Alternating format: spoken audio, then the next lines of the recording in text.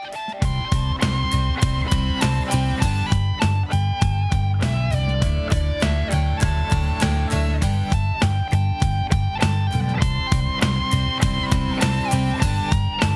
Wyoming BDR begins in Baggs, Wyoming, just 2.6 miles north of the Colorado border.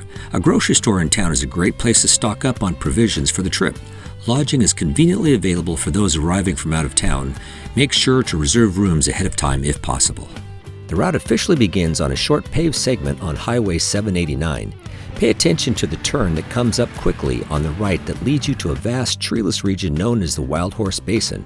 Enjoy the expansive views and the traction-rich dirt tracks that ease your way into the backcountry of Wyoming. This section ends with a descent into the Savory Creek Valley, passes by Boyer Ranch, another lodging option for the start of the Wyoming BDR. A side trip to the historic town of Savory, with its population of just 25 people, is worthwhile. You will then ascend out of the valley onto a blissful track with sagebrush and aspen trees called Savory Stock Drive. This road is impassable when wet, as the mud will be too slippery and sticky to ride. This mud warning applies to all of the non-forested sections of the Wyoming BDR. One more bit of pavement leads past the Battle Mountain viewpoint before a northward turn begins a long segment through the Sierra Madre Range. Immediately, you will go through the unmistakable Aspen Alley, where photographs are surely in order. You will then pass through some burned-out forest sections before you get to your first decision point.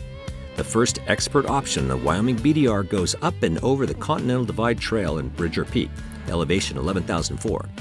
This option is not doable early in the season and after the first snowfall in autumn.